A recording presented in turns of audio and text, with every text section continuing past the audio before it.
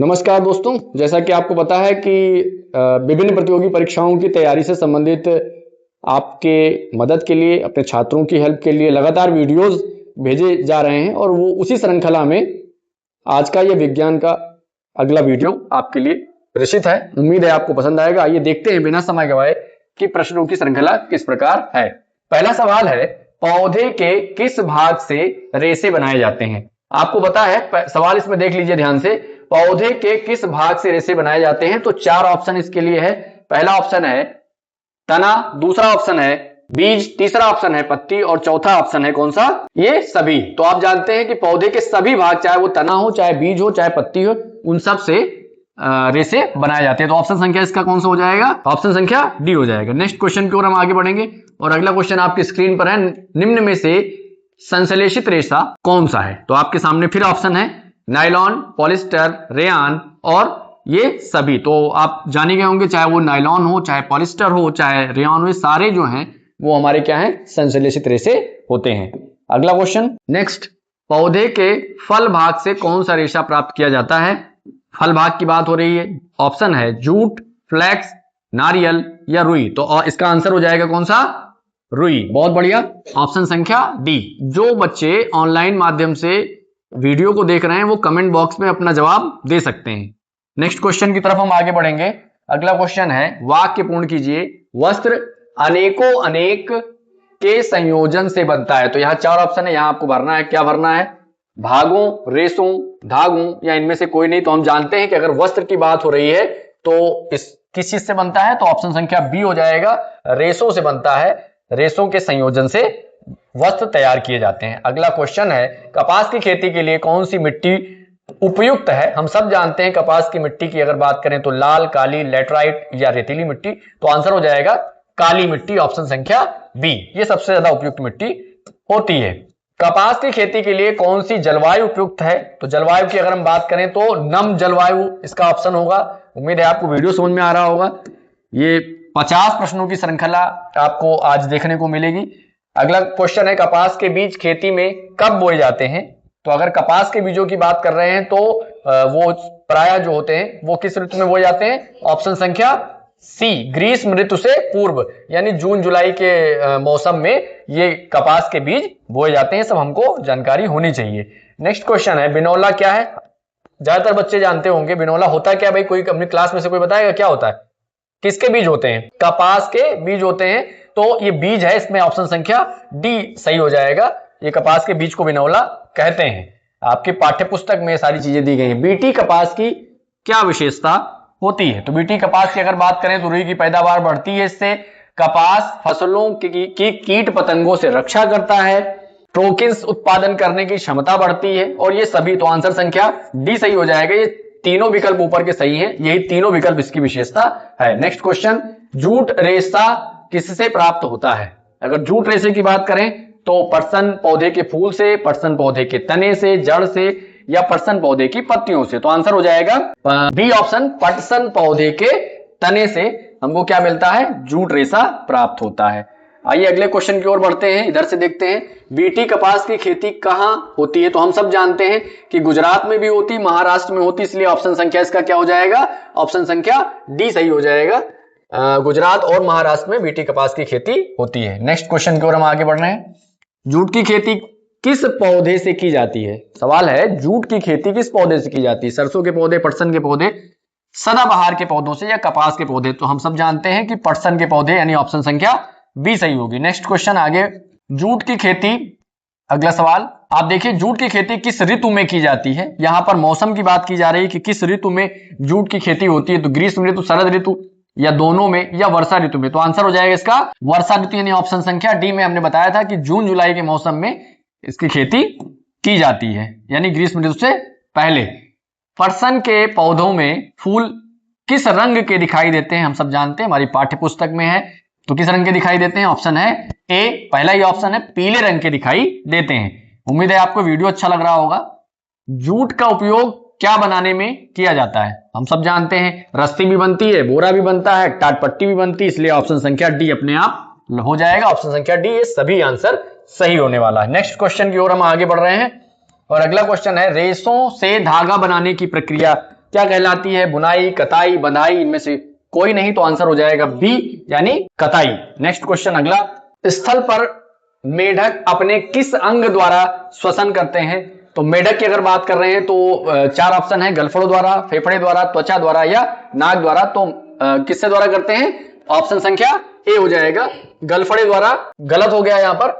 स्थल पर मेढक अपने किस, मेढक की बात हो रही है तो वो किसके द्वारा करेंगे? ऑप्शन संख्या फेफड़ों द्वारा। ये ऑप्शन गलत हो गया है, ऑप्शन संख्या बी सही होगा, फेफड़ों द्वारा श्वसन की क्रिया करते हैं। बहुत बढ़िया। उन छोटी छोटी संरचनाओं को क्या कहते हैं जिनसे प्रत्येक जंतु तथा पौधे की शरीर बना होता है? तो आप जानते हैं शरीर की सबसे छोटी इकाई चाहे पौधा हो चाहे जंतु क्या होता है? कोशिका, और वो ऑप्शन संख्या बी में दिखाई दे रहा है, इसलिए ऑप्शन संख्या बी सही होगा।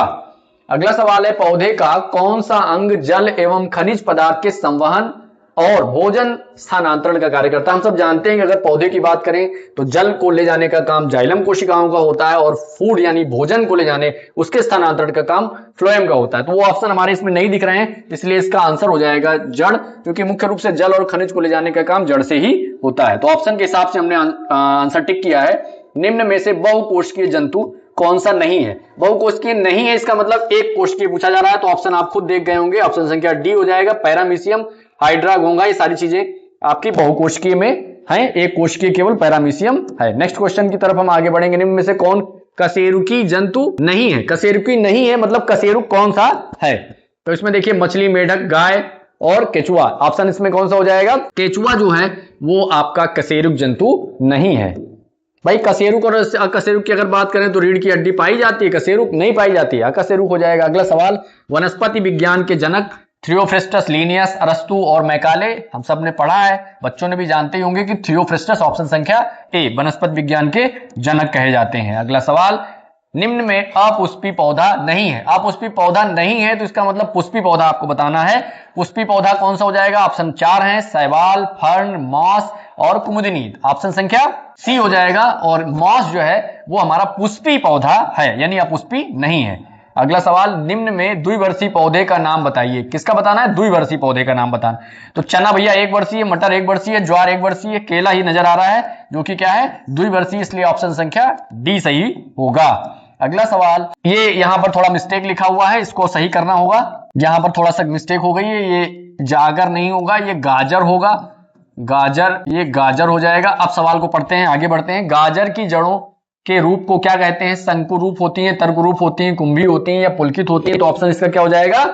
आप जानते हैं इसका ऑप्शन संख्या ए यानी शंकुरूप जड़ें होती हैं इसकी। नेक्स्ट क्वेश्चन, वास स्थान में जीवधारी को क्या क्या मिलता है? हमसे जानते हैं वास स्थान माने रहने का स्थान, तो भोजन भी मिलता है, सुरक्षा भी मिलती है और प्रजनन यानी अपनी संख्या बढ़ाने की प्रॉपर्टी भी उनके पास होती है। तो ये सारे ऑप्शन सही हो जाएंगे, इसलिए ऑप्शन संख्या डी इसका सही दिख रहा है। जल में रहने वाले जीवधारियों को हम सब जानते हैं, जल में रहने वाले जीवधारियों को जलीय जीव कहते हैं और स्थल पर रहने वाले जीवधारियों को स्थलीय जीव कहते हैं। अगला प्रश्न है, जो जीव जल और स्थल दोनों में रहते हैं। चलो भाई बहुत बढ़िया सवाल है। जो दोनों जगह रहते हैं उनको हम क्या कहते हैं? उभयचर, यानी ऑप्शन संख्या बी सही होगा। अगला सवाल आपकी स्क्रीन पर पुनः ये लीजिए, निम्न में से कौन सा अलग है? भैया डिफरेंट कौन सा है? तो गाय, मछली, बकरी और बैल। भैया गाय जमीन पर रहती है, ये भी जमीन पर रहता है, स्थल पर रहता है, बैल भी, और मछली जो है वो जल, मछली जल की रानी यानी जल, यानी ऑप्शन संख्या बी सही होगा। अगला सवाल आपकी स्क्रीन पर, नागफनी कैसा पौधा है? हम सब जानते हैं नागफनी एक मरुस्थलीय पौधा है, पानी की कमी में पैदा होने वाला पौधा है। मिलान करना है इसमें आपको, तो चलिए मिलान कर ही लेते हैं, फिर इसी समय मिलान कर लेते हैं। तो भाई देखिए इसमें क्या है? उभयचर है, इसको आप इससे मिला लेंगे। ऊंट क्या है? मरुस्थलीय है, बहुत बढ़िया। मछली क्या है? जलीय है। और गाय क्या है? स्थलीय है। इसलिए इन सबको देखने के बाद ऑप्शन संख्या थर्ड आप देखेंगे तो ऑप्शन संख्या थर्ड इसका सही हो जाएगा। उम्मीद है आपको ये वीडियो समझ में आ रहा होगा। निम्न में से ऊंट में रेत पर चलने के लिए कौन सी विशेषताएं पाई जाती हैं? तो ऊंट में क्या होता है? गद्दीदार पैर होते हैं, पैर उसका बड़ा बड़ा होता है, तो गर्दन लंबी होती, लंबे पैर होते हैं, मोटे गद्दीदार तलवे होते हैं। ऑप्शन संख्या डी है 2 और 3। तो हमने बताया था उसके पैर बड़े होते हैं, मोटे गद्दीदार तलवे भी होते हैं। तो इन दोनों को अगर देखें तो हमारा जो आंसर होगा वो डी होगा, क्योंकि ये 2 और 3 आप देख रहे हैं कि ये भी ऑप्शन, ये भी ऑप्शन, यानी 2 और 3 दिया है, तो ऑप्शन संख्या यहाँ पर डी सही होगा। चलिए आगे बढ़ जाते हैं फिर से। नेक्स्ट क्वेश्चन है, मछली में कौन सा अंग होता है जो उसे जलीय वातावरण में अनुकूलित बनाता है? भाई अगर हम पानी में रहें, हम किसी तालाब में ज्यादा समय तक रहें तो हमारी जो स्किन है वो फूल जाएगी, लेकिन मछली में ऐसा क्या होता है कि वो अनुकूलित होती हैं। तो इसके लिए उनका जो है शरीर होता है वो नाव के आकार का होता है, उसके पंख और गलफड़े होते हैं 1 और 2, इनमें से कोई नहीं। सवाल फिर से एक बार, मछली में कौन सा अंग होता है जो उसे जलीय वातावरण में रहने के लिए? तो आप जानते हैं इसका ऑप्शन संख्या सी सही हो जाएगा, यानी उनका शरीर जो होता है वो नाव यानी धारा रेखित होता है, स्ट्रीमलाइंड जिसको बोलते हैं, और उसके पंख और गलफड़े की सहायता से वो जीवित रहती है।